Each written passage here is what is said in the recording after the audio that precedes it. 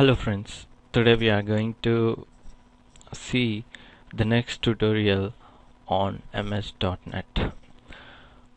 In the previous videos we have seen till here types of MS.NET application. Today we are going to see what is .NET base class libraries, what is namespace, what is common language runtime, what is MSL assembler, what is MSL deassembler, and also what is type safety and common type system and common language specifications. Actually, these all the basics which you have to know before starting MS.NET practicals. After starting MS.NET practicals, I will also show what are all these in the application. Okay. Anyway, what are .NET base class libraries? What are .NET base class libraries? Yes, I'll tell you. We know what is framework, right? It has collection of classes. That's what we have discussed in previous classes. First of all, what is a class? First of all, class is nothing but, for example, if you take a group of objects, okay, and that group of objects, for that group of objects, if you give a common, if that objects have a common feature, and then we'll keep that in one class. For example, yeah, if you take students of first class, second class, third class, right? So here first class is the class. What is class? In that class, all first class students only be there. Okay, they have some common features. They're all studying first class, so they have categorized and kept in one place. Okay, they are going to study same lessons. They are going to study by the same teacher. They are going to have same benches, same room, same lights, everything. So they have some common features, and that common features and that type of people we are grouping together and we are keeping in one class, and that is called as class. Okay, by using the same logic in .NET also we have different classes. We have categorized many objects. As it is an object oriented programming language, .NET has classes. That's what classes. These classes, these objects, where does they came from? They came from our day-to-day life only. Okay, we have categorized the things. We have categorized and we have given some classes and some objects. We have different objects like table, chair. These are all objects, right? In the previous example which I have said, students are also objects. Object may be anything. There is no a particular rule, this should be object, this should be not. For example, I'll also give one more example. Like if you take car, right? Car is a class.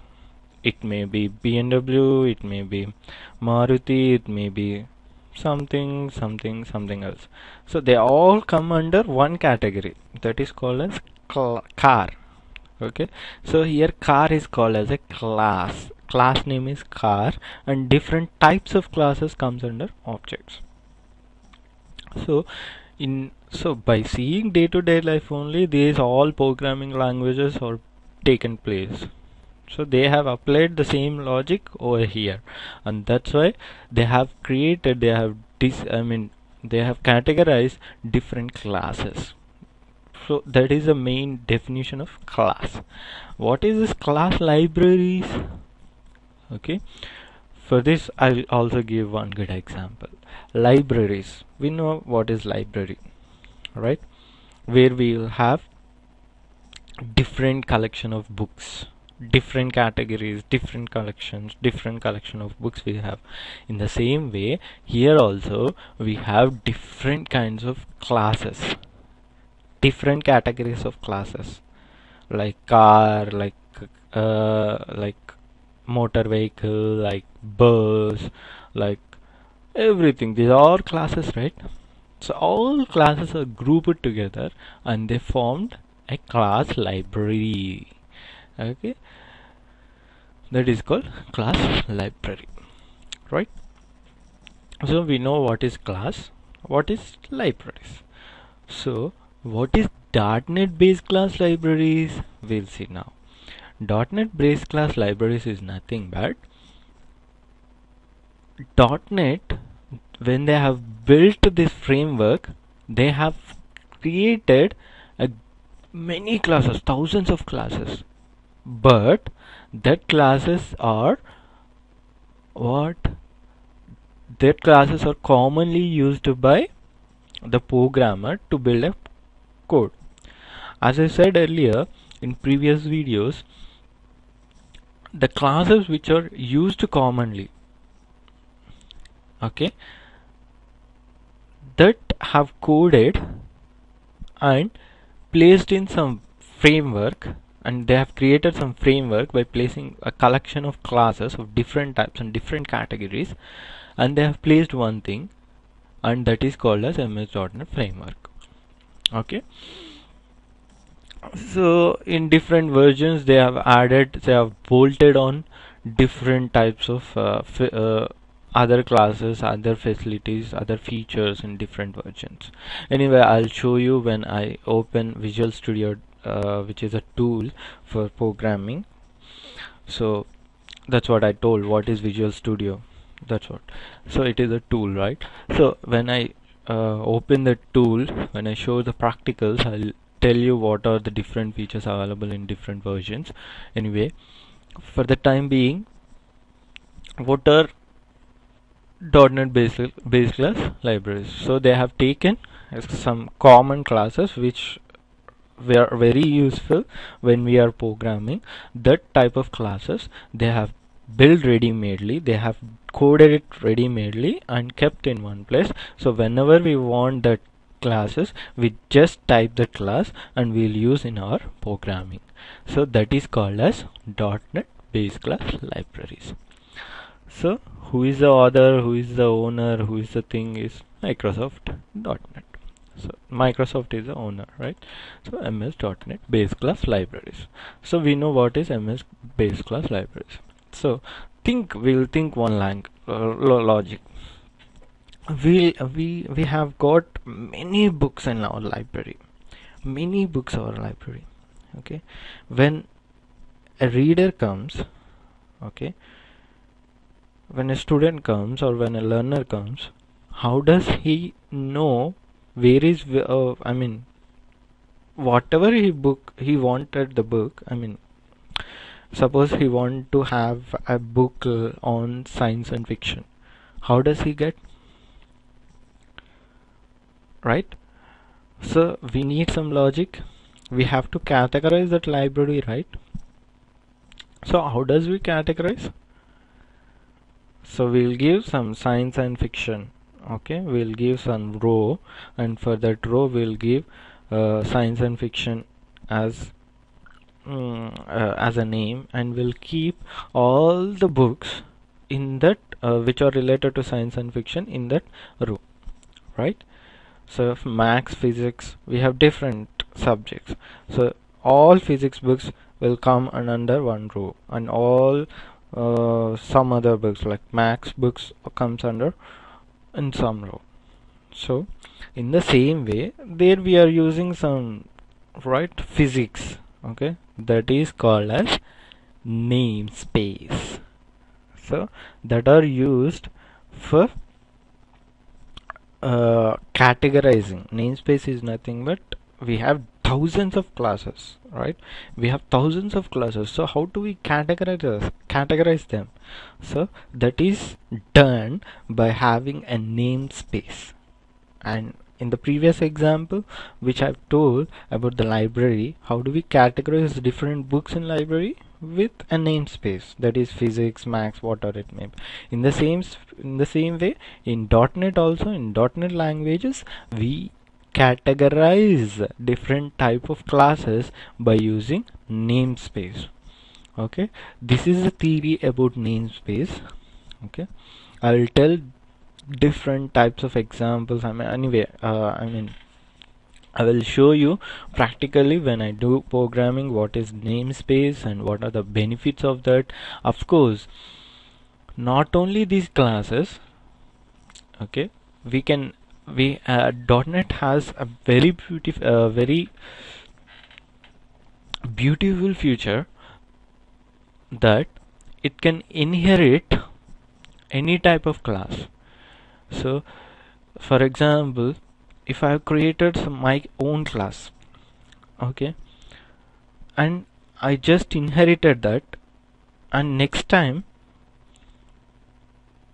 when I place that in base class library, I can have a capability that I can create my own class and I can place that in my own base class libraries, and I can use that class anytime whenever I want. It's my class which I have created and I have placed it, I have inherited and I placed it in base class libraries, and I can use that anywhere in my program or other programs. Wherever I want, I can use that. That is a beautiful feature of .NET, which is not there in COM, which is the previous version of this. Anyway, that is a disadvantage in that language, but this is the advantage in this language. So that is also one very good example.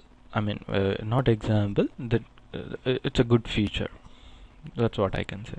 So we know what is namespace, we know what is .NET based class libraries.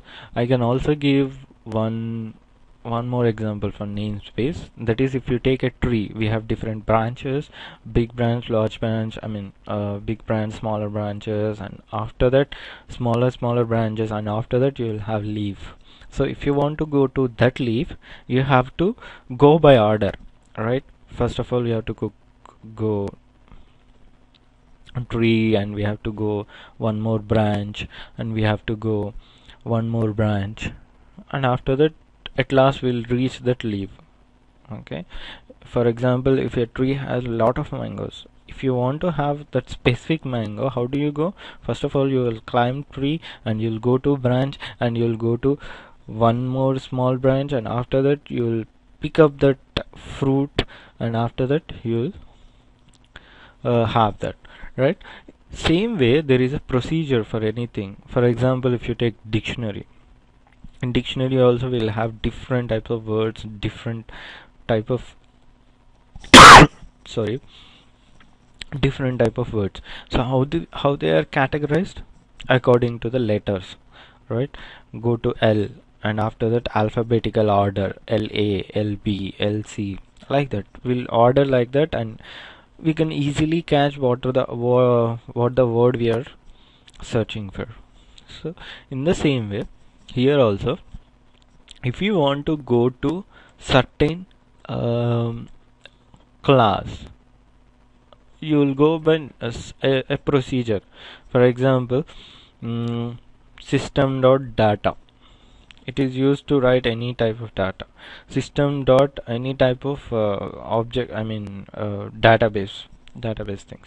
Like if you like system dot data dot SQL client, so system is main tree, so data is one branch, and system dot data dot SQL client is the thing which we are looking, that is the fruit. So if you take for example, we have different namespaces, right? For example, we have button in WinForms, and we also have button in web forms. So how do we categorize? How do we know that we want web buttons, and we want Windows button?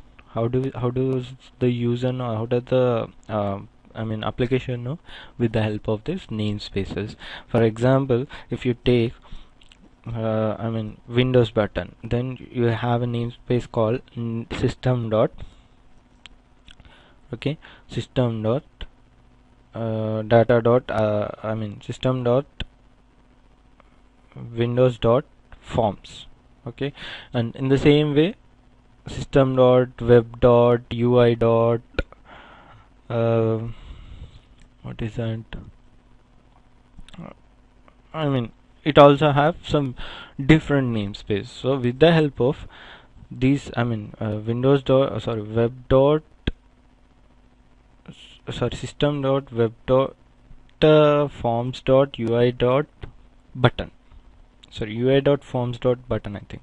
So that is a namespace. In the with the help of these namespaces, we can categorize what is what. So that's what I can say. I have given more examples on namespace, what is namespace, and hope you understood. And what is common language runtime, CLR? Yes. So if you take any other languages like C++, for example, we'll take C++, C++, whatever it may be. So in C, what happens whenever compilation takes place, okay, and whenever it executed, it directly converted into machine code, okay, which is understandable to the certain operating system and certain hardware. So that's what we have in C, right? That's why we don't see anything on C, right? We don't see any object oriented, I mean not object oriented, frankly speaking, we don't see much on database. We don't connect, we don't have concepts on database. Sometimes some things like on C++. C++ is object oriented programming. Anyway, I have to I want to also discuss what is object oriented programming and what are the languages anyway. What is bolted on and bolted, these topics also I want to cover. Anyway, I'll deal with the topics later. Now at the for the time being, we'll see what is common language runtime. So if you take another languages like C++, there when you execute, it directly converts into machine code, but that's not happening in .NET. So we'll see what's the procedure and how it is happening. So in C#, in all .NET languages, these are all .NET languages, VC++, C#, VB.NET, J#, JScript, .NET, all these are called all .NET languages. So when you compare other languages with these .NET languages, what are the benefits these .NET languages have? That's what we have to discuss now. Okay. For example,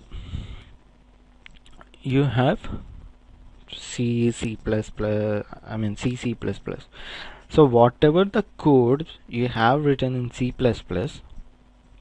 that code is not useful in VC++ or C# or VB.NET or J#. So that's not the very good part when you compare C++ and .NET languages. Why?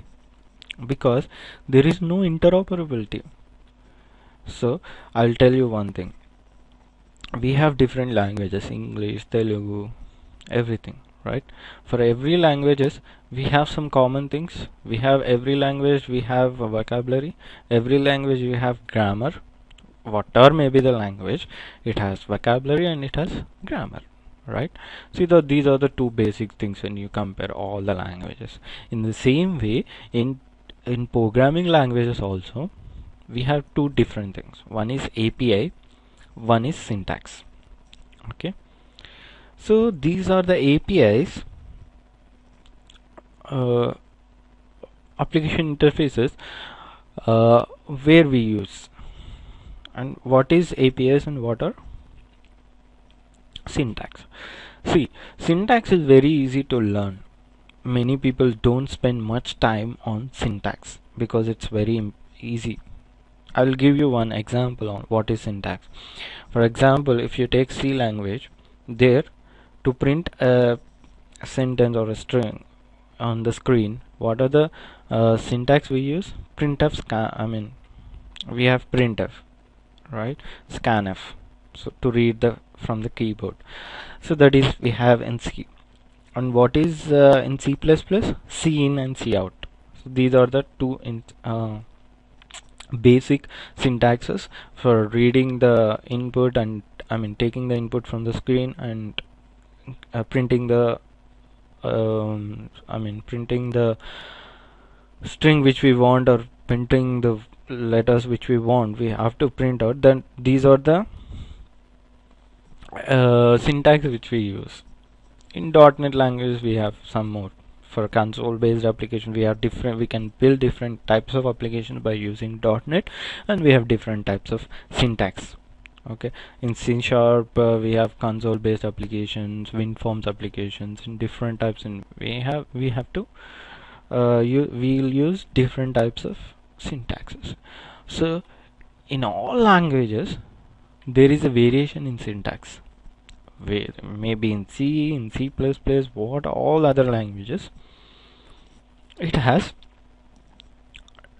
very, right, it has like a vocabulary in a language. We can learn vocabulary, we can speak vocabulary, right?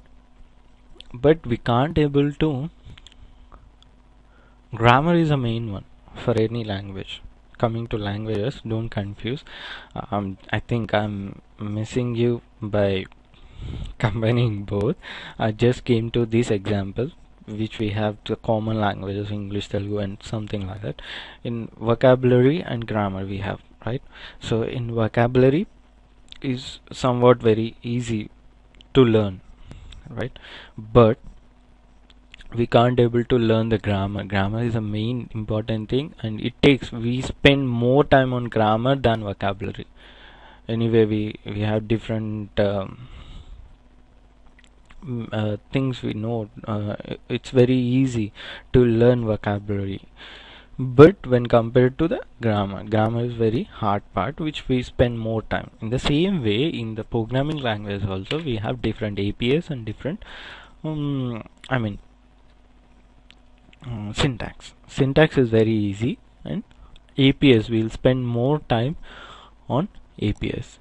Okay, so when we shift from one language to other language, okay, we have to learn each and everything once again, right? If I learn C++, right, it has its own grammar, it has its own APIs, it has its own syntax. We have to learn syntax, we have to learn APIs, right? Even .NET has its own syntax and its own. .NET languages also have its own syntax and its own APIs.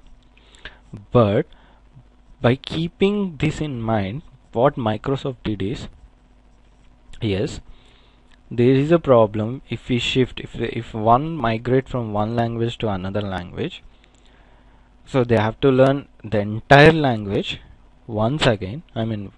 Not once again, like it's a newly topic. So that's what they don't want to have in their languages. So what they did is they kept a common API for all the .NET languages, right? All .NET languages. Just remember and what I'm saying. Just observe what I'm saying. That's .NET languages, only .NET languages, not other languages. I'm not talking about other languages. I'm talking only on .NET languages. So we have different type of .NET languages. What Microsoft has taught is, okay, we'll keep common API, which is very hard to learn, okay, which take most time. We'll keep common API and we'll differ in syntax. So all .NET languages, they have common API, okay, but they have differentiated with syntax, okay. Of course, different what do you mean, like different languages have different features. For example, C# doesn't support, like C# support pointers, but VB.NET doesn't support pointers. So that is there, that features will be there, but they have common API. So if you learn one API, if you learn total grammar, only the syntax is the difference. Okay, like we have a capability, or we have a facility, like we have grammar for same grammar for all the languages, but the vocabulary is different, right? So in the same way here also, of course we don't have any that type of facilities at present, but I'm just saying for examples. Don't take it for granted. Anyway,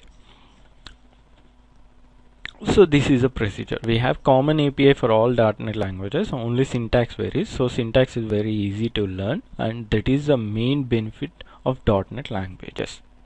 Okay, that's all. Keep this in mind, and I'll tell you what is APIs, what are syntax. Of course, I've given some examples for syntax. I hope you understood. But if you don't understood, keep a comment. I'll explain you more more clearly. Anyway, so we know in this video, I think this video is getting too long. I don't want to have this, but in this video we have discussed about what are .NET based class libraries, what is namespace, and what is common language runtime. Of course, I have not totally discussed about common language runtime, the things which we have to know before knowing what is common language runtime. So I have explained what are the features we have, what are the different features we have in .NET languages when compared to other languages. That is, interoperability is very easy. That is, if you know VC++, C#, you can easily migrate to one language to another language, because both have all the languages in .NET have common API, so it is very easy to learn the syntax. So we can easily migrate one language to another language, and we can use the features of that languages. And that is the main benefit of .NET languages, which I feel, and of course it's fact anyway. So that's what we learn, and in the next video we'll see the continuation of what is CLR, and also we'll know what is MSIL, what is type deassembler, what is type safety, what is common type system, what is common language specification. We'll see this in the next video. Anyway, if you like my videos and if you understand my videos, please comment it, so that it's like a boost up for me to do more and more videos. Hope you understand and you enjoyed my videos. Thank you so much. See you in the next